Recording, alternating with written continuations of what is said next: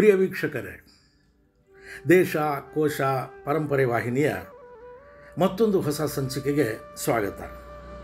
ಹಿಂದಿನ ಸಂಚಿಕೆಯಂತೆ ಈ ಸಂಚಿಕೆಯು ಒಂದು ಹಣ್ಣಿನ ಮರ ಕುರಿತಾದದ್ದು. ಬನ್ನಿ ತಿಳಿಯೋಣ ಆ ಹಣ್ಣು ಯಾವುದೆಂದು. ಹಣ್ಣುಗಳು ರುಚಿಯಿಂದ ಒಂದಕ್ಕಿಂತ ಒಂದು ಭಿನ್ನ. ಸಿಹಿ, ಹುಳಿ, ಒಗರು ಎಂದರೂ ಆ ಒಂದೊಂದು ರುಚಿಯಲ್ಲೂ ಎಷ್ಟೋ ವಿಧಗಳು.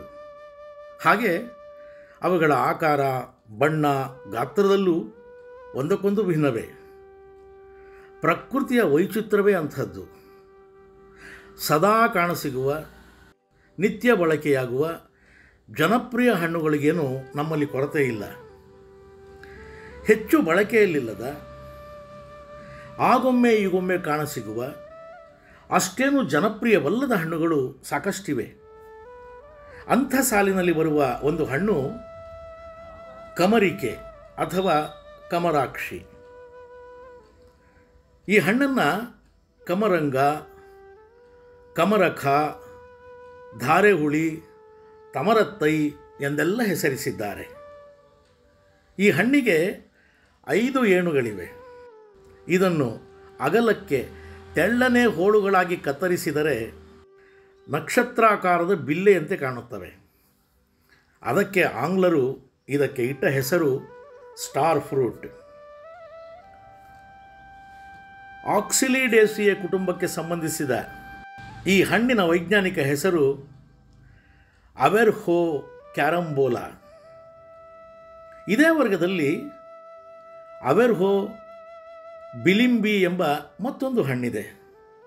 ಅದು ತಿನ್ನಲಾಗದು, ವಿಪರೀತ ಹುಳಿ, ಉಪ್ಪಿನಕಾಯಿಗಷ್ಟೇ ಬಳಸುತ್ತಾರೆ. ಇದನ್ನು ಬಿಲಿಂಬಿ, ಬಿಂಬ್ಲಿ ಎಂಬೆಲ್ಲ ಕರೆಯುತ್ತಾರೆ. ಕಮರಿಕೆಯನ್ನು ಹಿಂದಿಯಲ್ಲಿ ಕಮರಕ್, ಮರಾಠಿಯಲ್ಲಿ ಕರಂಬಲ, ಮಲಯಾಳದಲ್ಲಿ ವಜ್ರಪುಳಿ ಮತ್ತು ಕನ್ನಡದಲ್ಲಿ ಮತ್ತೊಂದು ಹೆಸರಿದೆ ಕಪರಾಖಿ. ಕಮರಿಕೆಯಲ್ಲಿ 2 ಪ್ರಕಾರದ ಹಣ್ಣಿನ ಮರಗಳಿವೆ. ಒಂದು ಸಣ್ಣ ಗಾತ್ರದ ಹುಳಿ ಹಣ್ಣಿನದು, ಮತ್ತೊಂದು ದೊಡ್ಡ ಗಾತ್ರದ ಸಿಹಿ ಹಣ್ಣಿನದು. ಕಮರಿಕೆ ಎಂದ ಕೂಡಲೇ ನಾವು ಮುಖ ಕಿವಿಚುತ್ತೇವೆ. ಅದಕ್ಕೆ ಕಾರಣವಿದೆ. ಗಣೇಶ ಚೌತಿ ಸಂದರ್ಭದಲ್ಲಿ ಇತರ ಹಣ್ಣುಗಳೊಂದಿಗೆ ಕಮರಿಕೆ ಹಣ್ಣುಗಳು ಮಾರುಕಟ್ಟೆಗೆ ಬರುತ್ತವೆ. ಆಗೆಲ್ಲ ನಮಗೆ ಸಿಕ್ಕಿರುವುದು ಸಣ್ಣ ಗಾತ್ರದ ಹುಳಿ ಹಣ್ಣುಗಳೇ. ನಾವು ಹೆಚ್ಚಾಗಿ ಹುಳಿ ಹಣ್ಣುಗಳನ್ನೇ ತಿಂದಿರುವುದರಿಂದ ಈ ಹಣ್ಣು ಹೀಗೆ ಎನ್ನುವ ಕೆಟ್ಟ ಅಭಿಪ್ರಾಯವಿದೆ. ಹಬ್ಬದ ಭರಾಟೆಯಲ್ಲಿ ಬಿಕರಿಯಾಗಿ ಕಾಸು ಮಾಡಿದರೆ ಸಾಕು ಎಂದು ಇದ್ದಬದ್ದ ಕಾಯಿಗಳನ್ನೆಲ್ಲ ತರಿದು ತಂದಿರುತ್ತಾರೆ. ಹೆಚ್ಚಿನ ಬೆಲೆಗೂ ಮಾರುತ್ತಾರೆ. ಒಟ್ಟಿನಲ್ಲಿ ಗಣೇಶನ ಮುಂದೆ ಎಲ್ಲ ಪ್ರಕಾರದ ಹಣ್ಣುಗಳು ರಾರಾಜಿಸುತ್ತವೆ. ಕಮರಿಕೆಯ ದೊಡ್ಡ ಗಾತ್ರದ ಮಾಗಿದ ಹಣ್ಣುಗಳು ಸಂಪೂರ್ಣವಾಗಿ ಗಾಢ ಹಳದಿ ಬಣ್ಣ ತಳೆದಿರುತ್ತವೆ.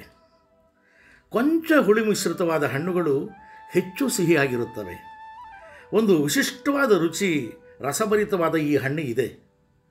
ಹಣ್ಣಿನಲ್ಲಿ ಸಿ ಜೀವಸತ್ವ ಹೇರಳವಾಗಿರುವುದಲ್ಲದೆ ಸೋಡಿಯಂ, ಪೊಟ್ಯಾಸಿಯಂ, ಲವಣಧಾತುಗಳು ಇದ್ದು ಕಬ್ಬಿಣಾಂಶವು ಒಳಗೊಂಡಿದೆ ಎಂಬ ಮಾಹಿತಿ ಇದೆ. ಹಣ್ಣಿನೊಳಗಿನ ಬೀಜ ಗಣನೆಗೆ ಸಿಗದಷ್ಟು ಸೂಕ್ಷ್ಮವಾಗಿರುವುದರಿಂದ ಸಾಮಾನ್ಯವಾಗಿ ಎಲ್ಲರೂ ಹಾಗೆ ತಿನ್ನುತ್ತಾರೆ. ತೊಂದರೆ ಏನಿಲ್ಲ, ಬೇಕಿದ್ದರೆ ಬೀಜ ತೆಗೆಯಬಹುದು. ಗರ್ಭಿಣಿಯರಿಗೆ ಕಮರಿಕೆ ಹಣ್ಣು ತಿನ್ನಲು ಸೂಚಿಸುತ್ತಾರೆ. ಹಾಗೆ ಅವರು ಇಷ್ಟಪಟ್ಟು ತಿನ್ನುತ್ತಾರೆ. ಕ್ಯಾಲೋರಿ ಮತ್ತು ಸಕ್ಕರೆ ಅಂಶ ಕಮರಿಕೆ ಹಣ್ಣಿನಲ್ಲಿ ಕಡಿಮೆ ಇರುವುದರಿಂದ ಮಧುಮೇಹಿಗಳು ಕೂಡ ಹಣ್ಣು ಸೇವಿಸಬಹುದಾಗಿದೆ ಎನ್ನಲಾಗಿದೆ. ಅರಿಶಿನ ಕಾಮಾಲಿಗೆ ಕಮರಿಕೆ ಪಾನೀಯ ಔಷಧಿಯಾಗಿ ಕೆಲಸ ಮಾಡುತ್ತದೆ ಎಂಬ ಮಾಹಿತಿ ಇದೆ. ಕಮರಿಕೆ ಹಣ್ಣಿನಲ್ಲಿ ನಾರಿನಾಂಶ ಹೆಚ್ಚಿರುವುದರಿಂದ ಹಣ್ಣಿನ ಸೇವನೆ ಮಲಬದ್ಧತೆ ಇರುವವರಿಗೆ ಹೆಚ್ಚು ಅನುಕೂಲಕರವಾಗಿದೆ. ಬೇಸಿಗೆಯಲ್ಲಿ ಕಮರಿಕೆ ಹಣ್ಣಿನ ಪಾನೀಯ ಎಲ್ಲರೂ ಬಳಸುವುದು ಉತ್ತಮ. ಹಣ್ಣಿನ ಸೇವನೆ ರಕ್ತದೊತ್ತಡ ನಿಯಂತ್ರಿಸುತ್ತದೆ ಎನ್ನುವ ಮಾಹಿತಿ ಇದೆ. ಚರ್ಮದ ಆರೈಕೆಗೆ, ಕೂದಲು ಬೆಳವಣಿಗೆಗೆ ಕಮರಿಕೆ ಹಣ್ಣಿನ ಸೇವನೆ ಹೆಚ್ಚು ಸಹಕಾರಿಯಾಗಿದೆ. ಚೀನಿಯರು ತಮ್ಮ ಸಾಂಪ್ರದಾಯಿಕ ಔಷಧಗಳಲ್ಲಿ ಕಮರಿಕೆ ಹಣ್ಣಿನ ಬಳಕೆ ಮಾಡುತ್ತಾರೆ. ಜ್ವರ, ಕೆಮ್ಮು, ಅತಿಸಾರ, ದೀರ್ಘಕಾಲದ ತಲೆನೋವು ಮತ್ತು ಅನೇಕ ಚರ್ಮರೋಗಗಳಲ್ಲಿ ಕಮರಿಕೆ ಹಣ್ಣಿನ ಬಳಕೆಯಾಗುತ್ತದೆ.